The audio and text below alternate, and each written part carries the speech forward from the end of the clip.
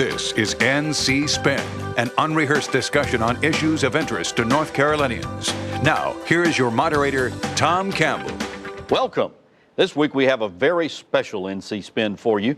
Next week we'll air our 600th show. There's only one other statewide talk show to have this many episodes, and that's UNC TV's NC People with Bill Friday. So to celebrate, we've decided to interview the host of that show, one of North Carolina's most beloved citizens, former UNC President Bill Friday.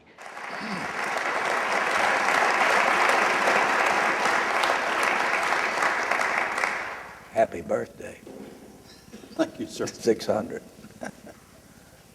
Bill Friday, there have been many leaders, great leaders, in North Carolina over the last 100 years. None of them compares with you. Hold on. Now. You have consulted with and have been consulted by the giants of our time. In more than 70 years of public service, your integrity has never been questioned. You've blazed new paths, not only in education, but in other fields. And when the going got tough, you always acted with grace, seeking to find solutions while others were finding fault. Your humility and your approachability are just uncommon for such a giant. And now, as you are in your 9th decade, you remain our state's greatest cheerleader and greatest prodder, too, which we treasure. You cannot be in Bill Friday's presence without feeling better for having been there. So it's a rare treasure to spend time with you. You honor us with your presence tonight. You're very gracious, Tom. I don't know. You're getting carried away here. I must tell you a story. One time when our daughter Fran was about 6 years old, we were on an occasion somewhat like this, and somebody was getting ready to present me, and Franny looked up at her mother and said, "Mama, who is president of the university?" And I'd have paused for a moment, and she said, "Well, Franny, you know, don't you, dear?" And she said, "Yes, Mother, you are." So I've had my place. I know where my place is. You were born in 1920 in Virginia, raised in a mill town of Dallas, North Carolina. You were a child of the Depression. Tell us some of the lessons you learned from being a Depression child. Well, it was a pretty hard time. You know, my sister and I were raised in a little cotton mill town. We had 3 mills. And one day, all 3 of them closed. The bank failed the next day, and everybody was without. I worked in a machine shop 56 hours a week for 18.5 cents an hour. Mr. Roosevelt became president. Under the NRA, my pay went to 37.5 cents an hour. I've been a Democrat ever since. That's what the Depression did for me. Well, you told me a story about in school, the boy that sat beside you. His name was Dalton Stowe. This was 80 years ago, 70 years ago. He sat beside me, and I kept noticing that his notebook paper wasn't like mine. And I soon discovered that what he did every night was go around the neighborhood and he'd collect grocery bags, and he would tear them lengthwise, and those were his notepads the next day. And that year, I remember particularly at Christmas, we all drew names out of a hat. And my present from one of the boys in the class was a little tube of toothpaste that came as a sample, you know. That's how hard times really were, Tom. And but everybody was in the same boat, so you didn't feel so sorry for yourself, but you knew what it meant to do without, and you knew what it meant to work hard, because everybody did whatever they could do to earn a little bit of money. Now, baseball was your sport. Yeah, there was no television in those days. And you were a catcher. Yeah, That finger right there shows you. See how Yeah, I was broken going it to say, is? had it not been for a broken finger, we might be talking about you in Cooperstown in the Baseball Hall of Fame. No, I wasn't that good. But I had a lot of fun playing. How did you break that finger? Well, we were playing Charlotte and I was at Cherryville on the American Legion baseball team. And we had a great, tall, raw-boned pitcher who could throw a ball 100 miles an hour. And we were ahead. And there were two men on base. And I gave him a signal, and I saw him rear back, and he turned that ball loose, and I knew what was going to happen. I couldn't reach it with the mitt, so I stuck out my hand like that. And it was shooting blood when I picked it up.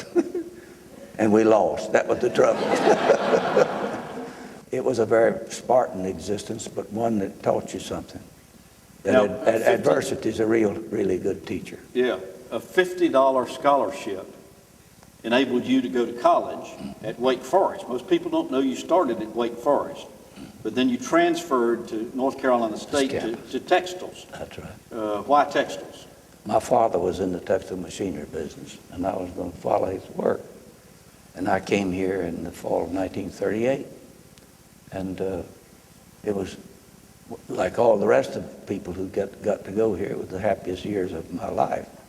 The most important thing, of course, was here's where I found Ida. I was going to lead into that. It was a blind date. Yeah. Ida Howell was a young co-ed from Lumberton, North Carolina, over at Meredith College, and a friend of y'all set you up on a blind date.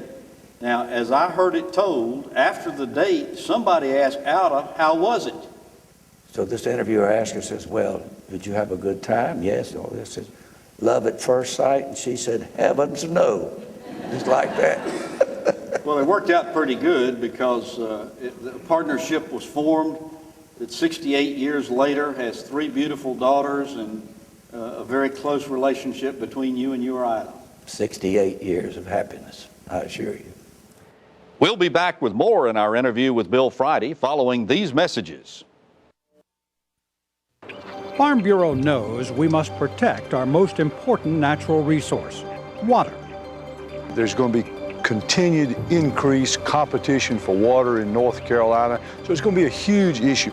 I believe that water is going to be a big determining factor in where agriculture grows and how fast agriculture grows in our state. Utilizing water wisely, one more way Farm Bureau is helping our farmers. Farm Bureau and agriculture, we keep North Carolina growing. Closed captioning of NC Spin is provided by Capital Bank, service worth talking about. Support for NC Spin is provided by AECOM, provider of professional technical and management support services to transportation, facilities, environmental, energy, water, and government. By Baker Roofing, providing the Southeast with roofing, siding, restoration, and waterproofing since 1915. By Farm Bureau, actively promoting farm and rural issues since 1936. And by Jordan Price Wall Gray Jones and Carlton, shaping law, building communities. Shortly after graduation, you enlisted in the Navy. My class here in 1941, it was an amazing story, but there were 220 some in that group. We literally marched off the platform right into military service. Most of them did. And these were the boys that fought in the Forgotten War, the North African campaign, for example. And some of my dearest friends were shot down in that invasion. But you lived literally right next door to an ammunition dump. Well, the magazine was about as close as that wall to where Ida and I lived. The roof was put on a peg like this with no bolt. So if it blew up, it would blow this way and not this way. Someone suggested that perhaps this should have been a precursor to you for what lay ahead in your career, always being very close to explosive situations. Well, at least it didn't blow up overnight. Now, at North Carolina State and again at UNC Law School when you came back after service, you were classmates with some of the giants in North Carolina at that time. Name some of your classmates that you went to school with. Well, what happened right after World War II. These were actually 4 classes merged into one. It was Bill Aycock and Bill Dees and Terry Sanford and John Jordan, and I could go on. The famous class of 48 in the School of Law at Chapel Hill.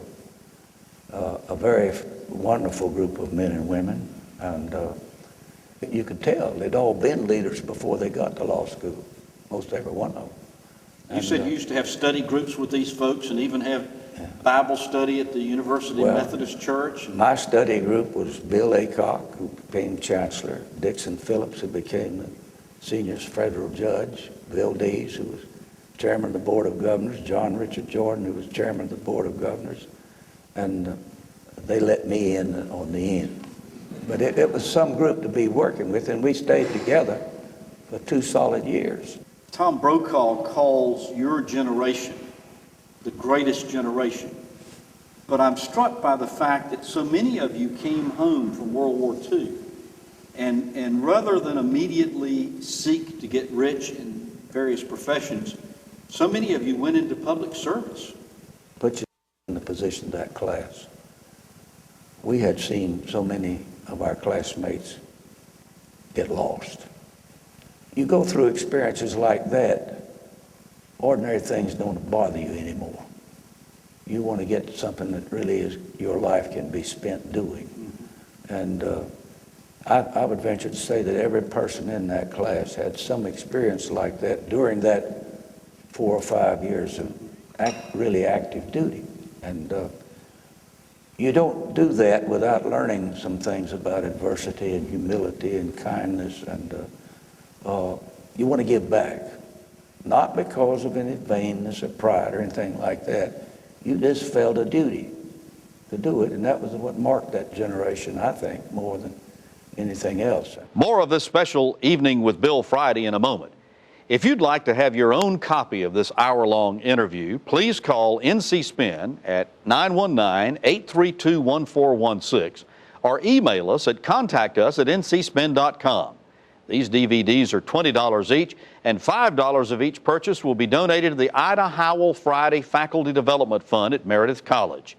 So call 832-1416 or contact us at ncspin.com to get your DVD copy of this Evening with Bill Friday. At SAS, we make software for the world, but our roots are here in North Carolina. SAS, the power to know. Best way to know me is for you to meet the people who I've had the privilege to serve. For him to just call me and say, I care. Tell me about your situation. What do you need? Richard Burr fights for veterans. I know I am one. Richard Burr will always hold a very special place in my family's hearts. He went to bat for us when we really needed someone to help. A man of great integrity. Richard Burr is there for the veterans and their families. If I need help, I'll call Senator Burr. I'm Richard Burr, and Brooke and I approved this ad. NC Spin is brought to you in part by the North Carolina Farm Bureau. The Farm Bureau and Agriculture. We keep North Carolina growing. Let's hear more of our special interview with Bill Friday. This state was labeled after that war as the #1 state with youth of its in the service from its state, led the nation in physical defectiveness.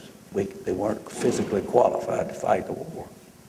Now that was a huge embarrassment to North Carolina. So Governor Broughton sounded the tocsin and off we went. But that was everybody. Kay Kaiser even brought Frank Sinatra and Dinah Shore over here to sing songs, run around the state. Jingles, yeah. But it got the job done. Yeah. And it's that kind of spirit,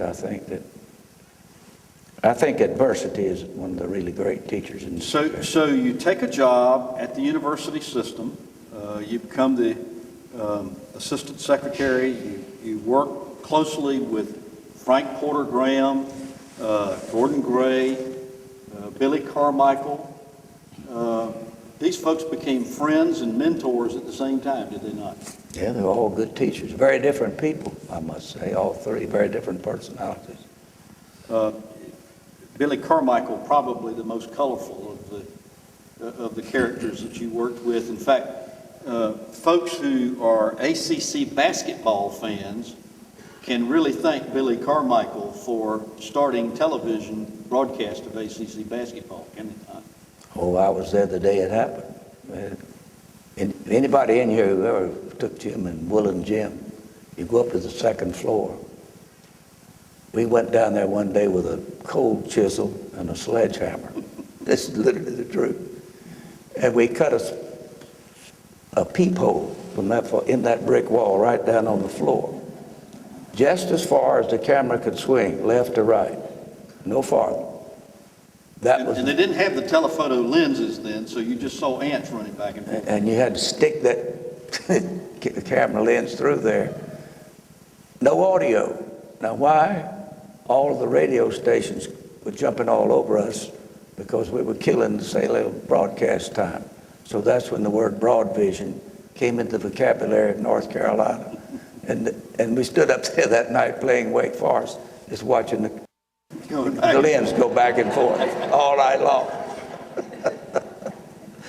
You teamed up with Kay Kaiser and Billy Carmichael and gave birth to public television in North Carolina and were the champion for making sure that just about every person in North Carolina could see our university television system. No, well, that's not mine. That's really Billy's and Kay Kaiser and people like Joe Bryan and Jim Goodman's predecessors and others who were in the beginning of all of this. Those were the days when there were no films, Tom. Yeah. Everything was live. And if you didn't have it ready and that light went on, and I actually had the experience of interviewing somebody once and the light went on and he opened his mouth and nothing came out. Which led you into starting North Carolina People. Yeah. 1,500 shows ago. I mean, this is just absolutely inconceivable to me. But I suspect that during those 1,500 shows, there had to be some fairly interesting experiences that have taken place. Can you tell us about a few of them? Oh, one time we were doing a show at Christmas, and the producer had the smart idea that we'd get a bunch of children around, talk about Christmas stories. We did, put the show in the can, and we were getting ready to leave, and the producer came back and said, the tape's no good. We got to do it again. I said, what? Got to do it again. So we went back out. Every one of the children was sound asleep. Killed the show. No Christmas show. But there was one instance you told me about where you were on campus doing an interview with Frank Porter Graham, and it just wasn't meant to be. I want to show this audience how hard it is when two presidents and a chancellor encounter a lady who's going to have her say. It all occurred on commencement weekend one time. This lady's name was Miss Bessie Cheatham. And we were sitting there. Here's Frank Graham and Bob House. And I'm standing over here. And I'm interviewing Frank about something, I don't know. And Miss Bessie walks on the set. And she's not the least bit aware that this thing's live and the camera's on. And she goes over and she greets Dr. Graham. And he's his usual graciousness, no bows, thanks, and passes her off to Bob House. And Bob gives her the Miss Bessie this and Miss Bessie that. Well, she walks off and then she comes back. The third time she came back, there was an understanding around Chapel Hill that when Chancellor House's eyes narrowed, you better get out of the way. And so I saw his eyes narrow and he says, now, Miss Bessie. And she got the coldness of that tone of voice. And that's the way the thing ended. But for 2.5 minutes, it was sheer torture with laughter. I can tell you. We'll be back with more in our interview with Bill Friday following these messages. Support for NC Spin is provided by the North Carolina Petroleum and Convenience Marketers, fueling North Carolina's future. By the North Carolina Sheriff's Association, working to strengthen professional law enforcement services to North Carolina. By Smith, Anderson, Blunt, Dorset, Mitchell, and Jernigan, representing organizations with local, state, national, and international interest. And by UNC Healthcare, furthering the teaching mission of the University of North Carolina while providing state-of-the-art patient care. We now return to NC Spin. There is very little civil debate anymore. It is most uncivil. How did we get to this point, Bill? Well, I don't really know, Tom, but I know this. The lack of civility in public discourse today is driving the best people out of government. They're just not going to subject their families to this kind of harassment and attack and abuse. And it's got to turn around. I think the experience we've had as a nation in the last 48 hours shows you that when you take a stand and you try to do what's right, most of the time it's going to prevail. And the president did that over the health crisis. He stood his ground. He took a lot of abuse, still is taking it. And there'll be other abusive attacks. But when you think back over my lifetime, what have I seen happen in this country? The Social Security Act, the Civil Rights Act, the Health Act. Look at the movement of the population of this nation toward more self-realization for people. The right to certain basic things. And that's why I was so strong in this debate. I think North Carolina set the standard when it went through its Good Health program years ago. But we can't go on as a nation divided as we've been. We can't go on with this abuse that surrounds us. And it's just time for people to take a stand and say, here's where we are. Here's what we're going to do. And here's what we believe. And I think as a nation, we've done that again, whichever side you were on. And now we've got to move on. I hope nobody tries to repeal this legislation, because it isn't going to happen. The public is going to demand this when they understand it. When North Carolina and other states settled with the major tobacco companies, one of the things that we decided to do was to set up what is now known as the Golden Leaf Foundation. And you were the founding chair of that Golden Leaf Foundation, the purpose of which was to try to assist those communities and those farmers that had been economically disadvantaged because of the demise of tobacco. You've been critical of that foundation in recent months. Tell us why. Well, not critical so much, but I think that we've got to get a redirection here. Let's take a minute to think about the state in this dimension. We've had 3 serious efforts in North Carolina to do something about projecting its future. The first was at the end of Governor Hunt's second administration, called North Carolina 2000. It was a very good piece of work.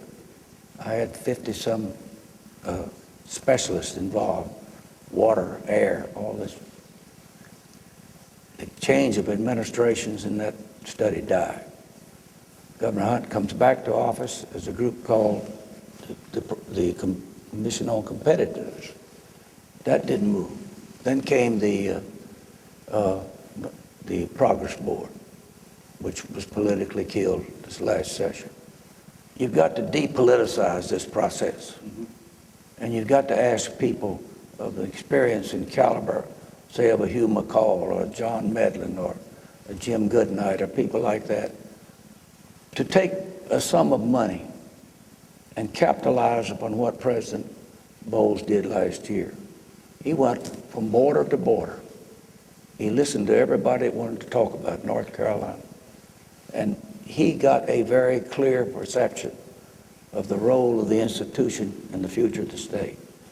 Now, if we can't sustain things like progress boards and commissions and this, let's go to the mechanism that's permanent. 2 things here. We've got to get the best brains we've got thinking about where we're going to go in some of the very serious problems we face. We need to sit down right now and take a good hard look at the tax structure of North Carolina and do something about it. You know, in 1995, we took $1 billion out of the revenue of this state. Look at what that's done to North Carolina since it didn't relate to any long-range planning or any future thinking or any future development. Now, we sit here, everybody knows that water is the most serious issue in this state right now. We still got the same rivers we had before, but we've got 40% more people and more coming.